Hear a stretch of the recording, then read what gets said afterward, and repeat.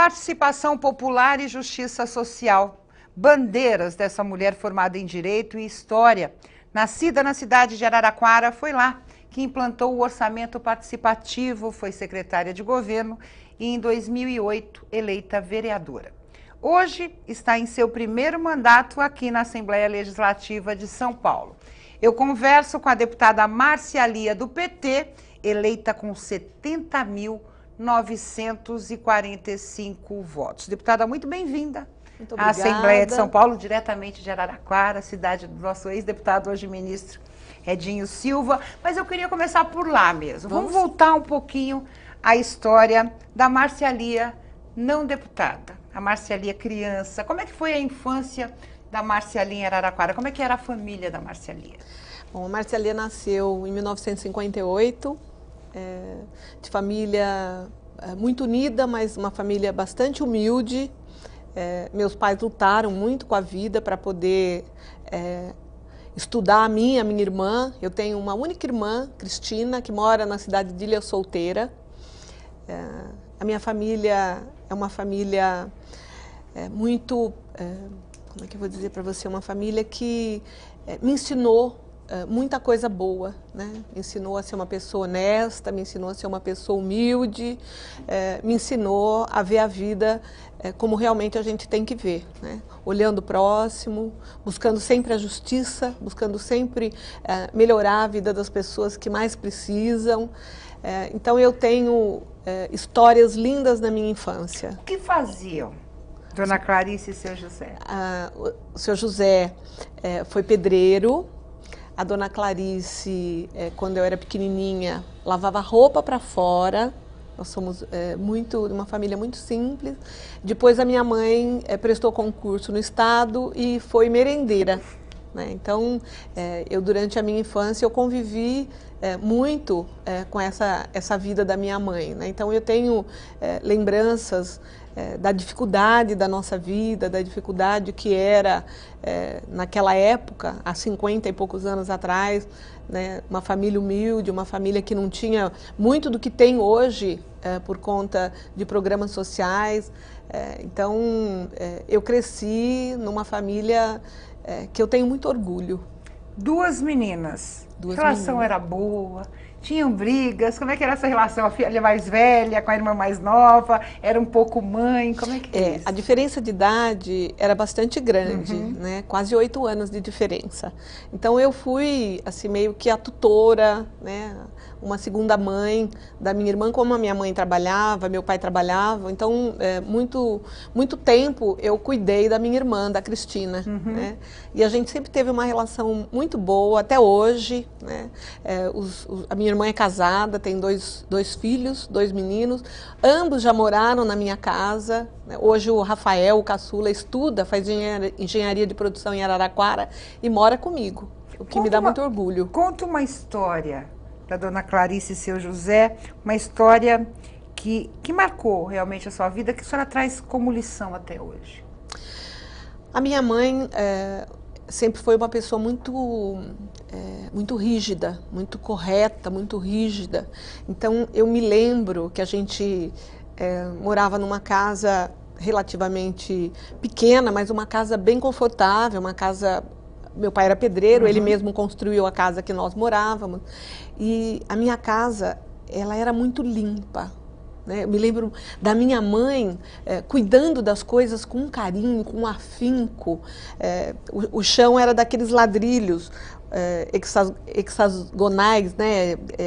Sextavados. Sim. E ela lustrava aquilo que a gente praticamente se enxergava no chão da sala, no chão da copa. Então, eu me lembro de uma mãe muito austera, de uma mãe muito correta, de uma mãe muito econômica, e ela pautou a vida dela sempre, até hoje, né? Ela é aposentada, recebe uma aposentadoria muito pequena, mas ela tem sempre o seu dinheirinho guardadinho, ela me ajuda muito, ela mora comigo há mais de 25 anos. Mora na minha casa, meus pais moravam na minha casa.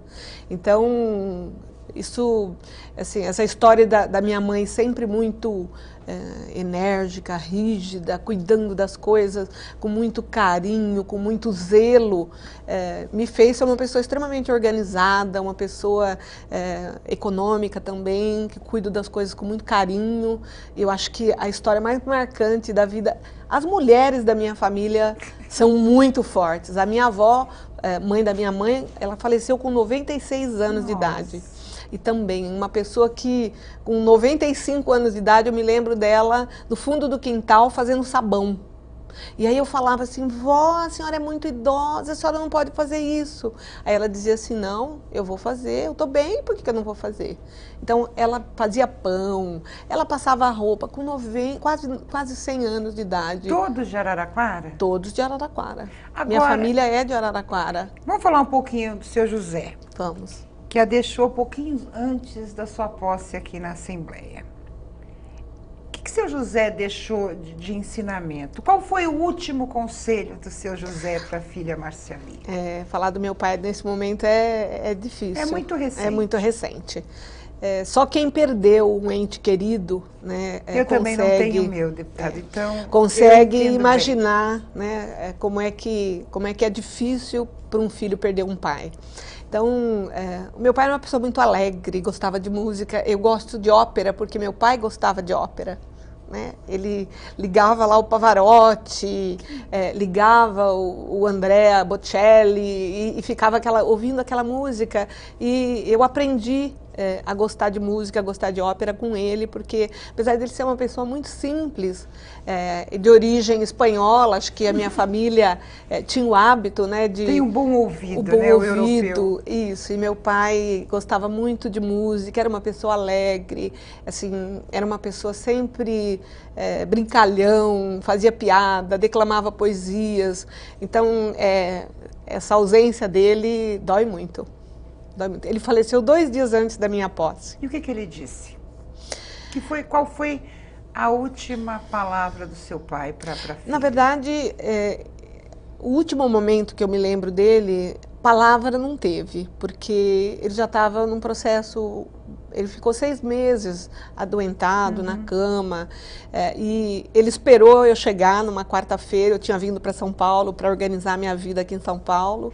Aí eu cheguei em Araraquara, eles tinham me avisado que ele não estava bem, que ele tinha ido para o hospital.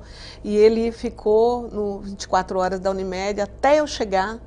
Né? Aí a gente conversamos por olhar, né? Eu e ele. E aí, umas 2 horas depois, o médico disse que ele iria para a UTI. Meu marido é médico. Aí meu marido me disse assim, provavelmente seu pai não volte mais para casa, ele não está bem. E a gente ficou, na UTI não pode ficar com ele, então eu me despedi dele, ele subiu para a UTI e eu acho que a gente conversou mesmo por olhar. Nós nos entendemos. A última lembrança que eu tenho do meu pai é o olhar. E pode ter certeza que ele está vendo tudo, né? Eu sei. Que a senhora está fazendo e com certeza tem muito orgulho disso. Com certeza. Como é que foi a juventude? Como é que foi escolher direito, história? Como é que foi essa opção profissional? Bom, eu sempre fui uma menina muito estudiosa, sempre gostei muito de... As mulheres são mais estudiosas. Muito. Eu ajudava minha mãe em casa, eu ia para a escola, eu gostava de ir para a escola. Naquela época, a gente não tinha algumas facilidades que as crianças que estudam hoje têm. Né? Nós não tínhamos transporte público, nós tínhamos que caminhar, eu morava longe da escola, então eu ia com as minhas amiguinhas todo dia para a escola, voltava da escola, às vezes à tarde tinha educação física, a gente voltava para a escola. Então, era uma juventude, uma infância muito gostosa. Eu tenho muitas boas recordações, tanto da minha convivência familiar, quanto da minha convivência com as minhas amiguinhas. Sempre gostei muito de falar, sempre gostei muito de ler, sempre gostei muito de assistir programas políticos na televisão. Eu sempre gostei. Né? Roda Viva, esse tipo de programa dessa natureza, de entrevistas, eu sempre gostei muito.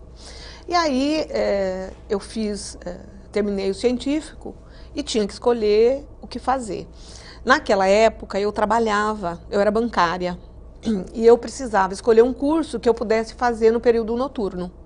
Então, eu pensei, bom, eu faço ciências sociais, que também era uma coisa que, assim, para mim era muito legal. Ser cientista social era um negócio que eu achava bonito, ou advogada, né?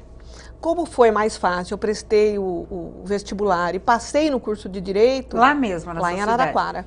Aí eu optei por fazer o curso de Direito, estudava à noite, trabalhava durante o dia, eu tinha que me manter, e gostei muito do curso de Direito, fui uma boa aluna, advoguei muitos anos, advoguei para a Unimed, advoguei para hospitais, advoguei para o meu escritório. Advoguei... Essa formatura foi qual das duas? Foi Direito ou História? Direito. Foi a primeira faculdade? Foi Direito. Direito. E História veio logo depois ou passou um tempinho? Logo depois. Acho que uns 2 anos depois que eu tinha concluído o curso de Direito, eu decidi fazer o curso de História. Então, eu tenho licenciatura curta em Geografia e licenciatura plena em História, né? Mas eu nunca lecionei, apesar de gostar muito. Eu nunca lecionei porque eu me ocupei com a advocacia. Já namorava o Nico nessa época? Não. Conheci o Nico...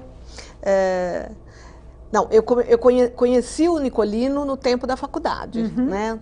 As rodinhas de amiga, a gente saía depois do curso para ir tomar uma cervejinha, para bater um papo com um amigo, e eu conheci o Nicolino, né? Aí a gente namorou, nós namoramos 2 anos e meio, nos casamos, vou fazer 33 anos de casamento, né?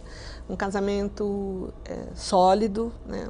Meu marido é uma pessoa muito bacana, uma pessoa muito tranquila. Eu sou agitada, mas ele é uma pessoa mais tranquila.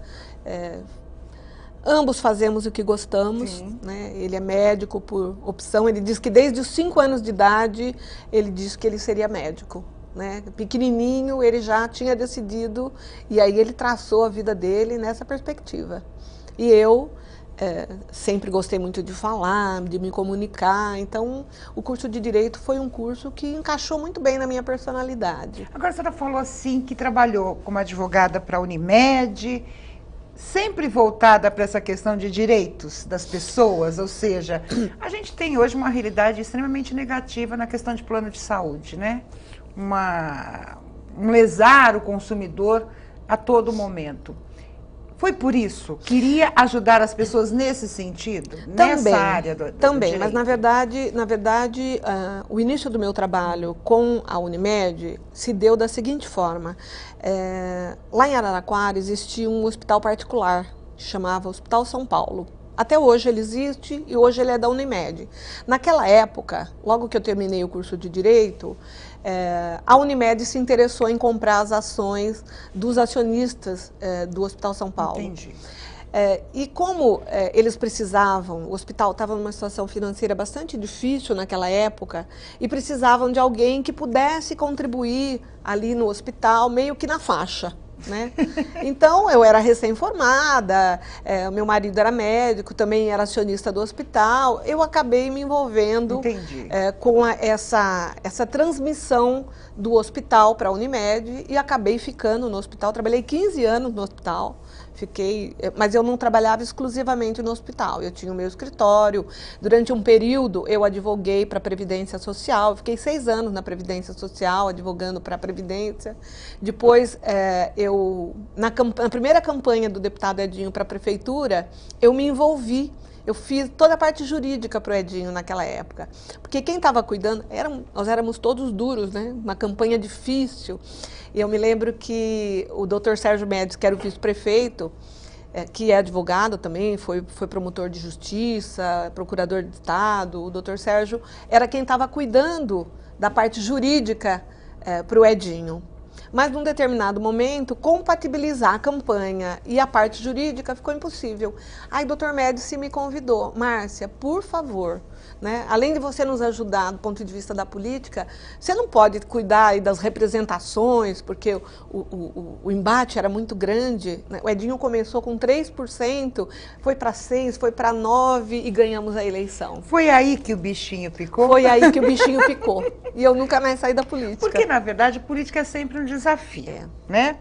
E eu quero saber como é que começou. Além da campanha, a gente sabe que a mulher tem determinadas dificuldades. Não adianta dizer que é muito mais fácil ou que é igual. Não né? é. Um homem e uma mulher na política têm os mesmos direitos, vão ter as mesmas chances. Os próprios partidos políticos, sem falar de PT, PSDB, PTB e os outros P's... É muito difícil. Não, por quê? Porque há um interesse maior, claro, do sexo masculino em participar dessas situações. Como é que foi? Para uma mulher ser picada pelo bichinho, ver essa realidade, sabendo, claro, com a formação que a senhora tem, que é difícil para uma mulher entrar na política, começar a galgar aí esse caminho partidário. Como eu entrei na política? Como? Foi o seguinte, eu tinha bastante contato com o Dr. Sérgio Médici, porque eu era advogado, o Dr. Sérgio nessa época era promotor de justiça, a esposa dele também advogada, nós fizemos um curso de pós-graduação juntas. Bom, e aí fizemos uma viagem juntos, por uma coincidência, essas coisas que a gente não explica, fizemos uma viagem juntos, estreitamos a relação de amizade e o Edinho era vereador nessa época. E eu tinha tido, enquanto advogada, uma necessidade de um processo que eu defendia lá, uma entidade que cuidava de crianças portadoras de deficiência. Eu precisei de um contato com o vereador e fui até o gabinete do Edinho. Ele era vereador nessa época. Não conhecia ainda. Não conhecia, só de nome. Neste primeiro contato, ele foi muito atencioso, me deu toda a legislação, tudo aquilo que eu precisava para dar sustentação ao meu processo na justiça. Eu entrei com o processo contra a secretária de Cultura do município. Olha que interessante. E aí o Edinho me amparou e eu decidi que o Edinho seria o meu candidato, porque alguém tinha me dito, ó, esse moço parece que vai ser candidato a prefeito. Eu falei, vou votar nesse moço. Gostei, um moço jovem, assim, muito dinâmico. E eu optei... Lá, um ano antes de eu saber que o Edinho seria efetivamente candidato, eu tinha gostado da forma como ele conduziu não era filiada a partido nenhum, imagina, não eu era qualquer ligação partidária. advogada com meu escritório bonitinho, fui lá na Câmara Municipal por conta desse debate com a secretária de Cultura, e aí decidi que se ele fosse candidato, eu queria votar nele. Bom, resumindo a história, nessa viagem eu fiquei sabendo que o Dr. Sérgio Médici seria o vice do Edinho. Então eu falei, nossa, deu tudo certo. Tá perfeito, pronto. A combinação está perfeita. Menina, aí o que aconteceu? Nós começamos a estreitar uma relação, eu entrei na campanha do Edinho para ajudar o Edinho e o Dr. Sérgio, né? Nós começamos uma campanha com muita dificuldade. Só para você ter ideia, em 2000. Nós gravávamos os programas de televisão do Edinho num fundo de quintal, num quartinho cedido, uma câmera emprestada de uma pessoa que era muito amiga nossa. Então, era assim, era tudo feito à moda da casa, né? E nós acabamos ganhando a Prefeitura de Araraquara. A gente tem uma imagem aí de quando a senhora se filiou ao Partido dos Trabalhadores em 2001. Vamos ver. Fez a campanha. Olha que interessante. Ganhar difícil, cá entre nós, é muito mais gostoso, não é, deputada? Com certeza. Tem aí a foto, Gilberto, acho que é a foto 2 que mostra a deputada se filiando ao Partido dos Trabalhadores. Coincidência, acho que se o Edinho fosse de outro partido, a senhora teria se filiado a outro partido. Com porque certeza. Normalmente há essa coisa de, hoje ainda, as pessoas gostarem da pessoa, Mas, ou Ana, se identificar com alguém e, de repente, claro, mas, conhecendo Ana, a linha partidária, tem um detalhe, aceitar ou não o determinado partido político. Tem um detalhe político. interessante. Na primeira reunião que eu fui da candidatura do Edinho, eles entregaram um programa de governo que eu tenho guardado as 7 chaves. Porque o que me encantou, na verdade, foram as propostas. de verdade, foi o programa de governo que o Edinho apresentava. E lá ele falava do orçamento participativo, e lá ele falava das escolinhas de esporte, das oficinas culturais, da forma democrática como ele queria governar a cidade de Araraquara. E eu me lembro que eu li pela primeira vez, vindo de Araraquara para São Paulo, de ônibus. Essa aí é qual, deputada? Essa é numa reunião do orçamento participativo. Então, a gente está acabando de falar do orçamento. Isso.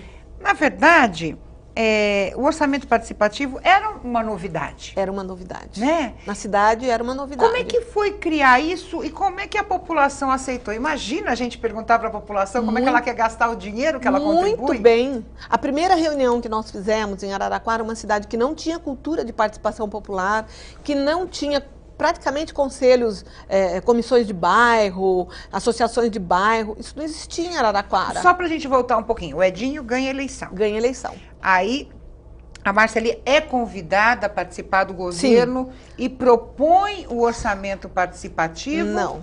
Ou ele já existia dentro daquela proposta do programa que estava as 7 chaves, e aí, eu quero fazer isso. Foi uma proposta sua ao prefeito. O que eu estranhei, porque foi o seguinte, eu, advogada, o Edinho precisava montar a equipe de governo dele, e ele me convidou para trabalhar com ele. Pela atuação que eu tive na campanha, eu fui advogada da campanha, e aí, quando ele me convidou para fazer participação popular. Eu falei, Edinho, né? O que tem a ver comigo? Ele falou, tem tudo a ver. Tudo a ver, Márcia. Eu vi em você a pessoa que eu preciso para tocar o orçamento participativo. E eu acho que ele acertou na veia. Porque, assim, eu comecei a me identificar com aquele trabalho de uma tal forma que eu mudei muita concepção da minha vida.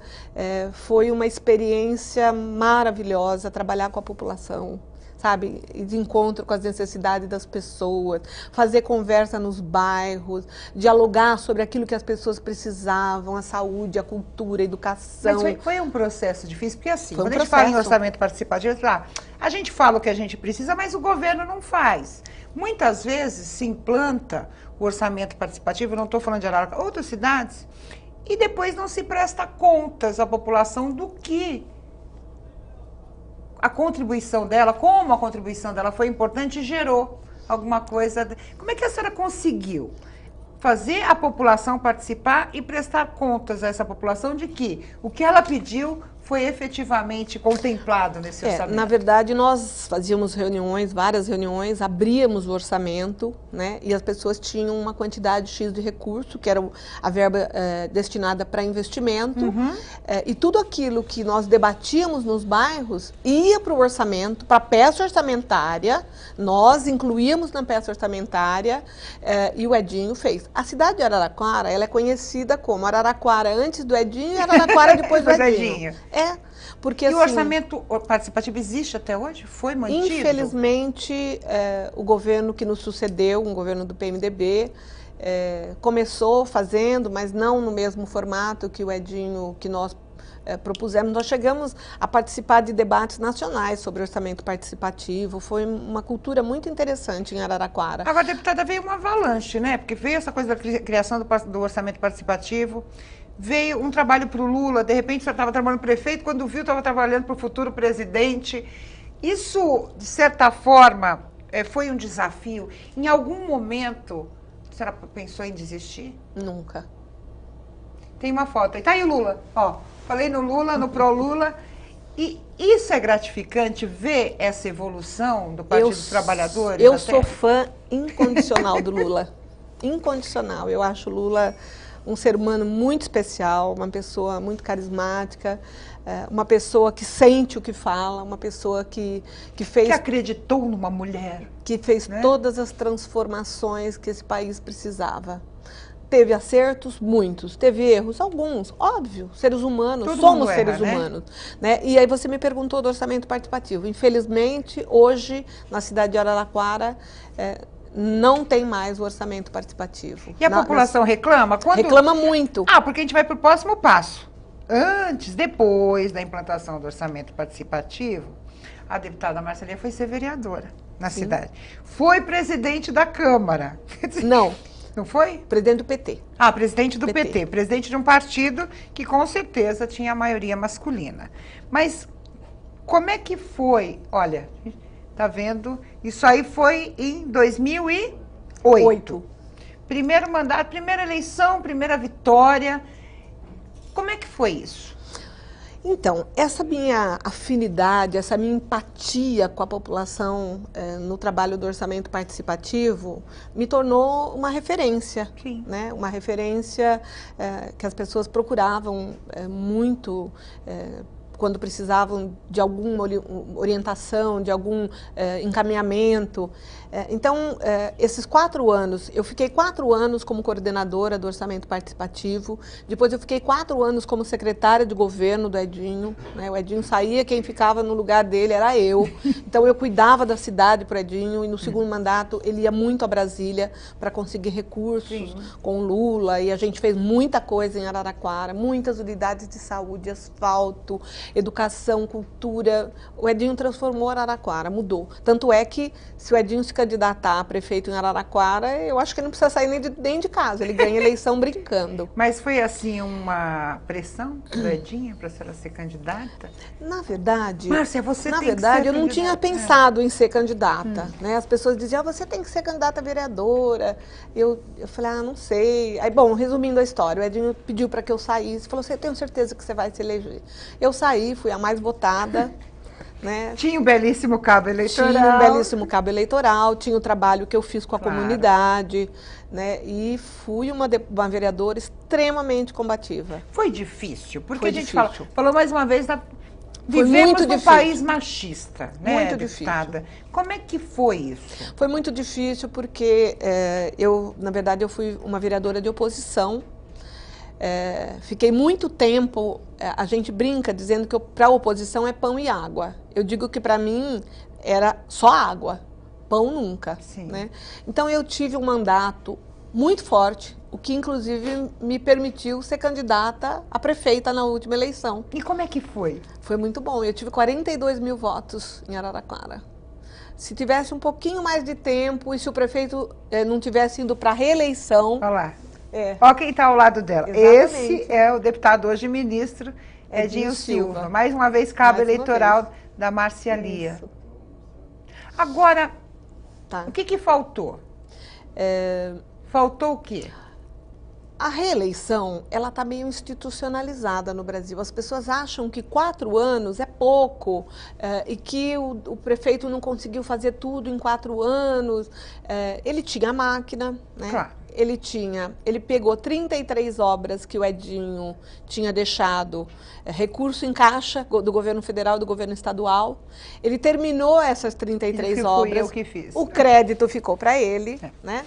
Aí ele tinha máquina, ele tinha 5 mil servidores, mas mesmo assim, eu acho que se tivesse mais 2, 3 semanas, eu ia dar muito trabalho para ele. Mas nada é por acaso, a senhora tinha que estar aqui hoje. Tinha que estar aqui, Como é que foi isso? Então, bom, aí eu estava quietinha lá, fui eleita presidente do PT, né? Conseguiu atrair mais mulheres ou ainda existe essa dificuldade? Dificuldade, muita dificuldade. O interior é pior, deputada? Eu acho que é igual. É igual? É igual, mas assim, é muito difícil. Ser vereadora, mulher, de oposição... Aí já na presidência do PT. Isso, na presidência do PT. Não é fácil. Não é fácil. As dificuldades eram muito grandes. Eu tive 2 presidentes do período que eu fui vereadora que interceptavam muito a nossa atuação, porque mulher de oposição, eu era briguenta, porque eu queria que as coisas acontecessem da forma correta. Eu fiz uma série de representações ao Ministério Público, o prefeito ainda até hoje responde alguns processos que estão aí por conta das minhas representações. Que fala a voz do povo, né? Então, assim, eu fui uma vereadora muito combativa. Agora, 2014... Então, é eleita deputada. Pois é, aí o Edinho seria o nosso candidato a deputado federal, né? Eu não seria candidata a deputado estadual, seria uma outra pessoa. Aí, nessa coisa do Edinho ir para a campanha da Dilma, ser o tesoureiro da campanha, ele me pediu para sair candidata no lugar dele, né? Isso. Ele me pediu para ser candidata no lugar dele, eu saí candidata. Rodei 55 mil quilômetros, porque eu não era conhecida, eu era conhecida em Araraquara, no meu território, né? Fora de Araraquara, as pessoas não conheciam a Márcia. Aí eu rodei muito, fiz muitas conversas com prefeitos, com vereadores, com lideranças do PT. Eu tive voto em mais de 400 cidades. 70.945 votos. Eu sempre falo o seguinte, são 70.945 pessoas digitando o meu seu nome. número É muita na urna coisa. eletrônica. Pela primeira vez. Eu nunca tinha sido candidata. Foi vitoriosa como vereadora, foi vitoriosa como deputada. A gente tem 30 segundos. Eu quero saber o que a Márcia Lia, mulher, né, advogada, que tem as bandeiras da participação popular e da justiça social, pretende no Legislativo de São Paulo. Que desafio traz Márcia Lia para esse primeiro mandato? Muitos desafios, mas o maior desafio que eu tenho é continuar a construção da igualdade entre as pessoas. Eu acho que nada é mais importante do que todas as pessoas serem respeitadas, independentemente de cor, de sexo, de religião, de idade, de conta bancária. As pessoas têm que ser respeitadas pelo que elas são, né? E o meu trabalho aqui na Assembleia vai ser sempre pensando no ser humano, nas pessoas.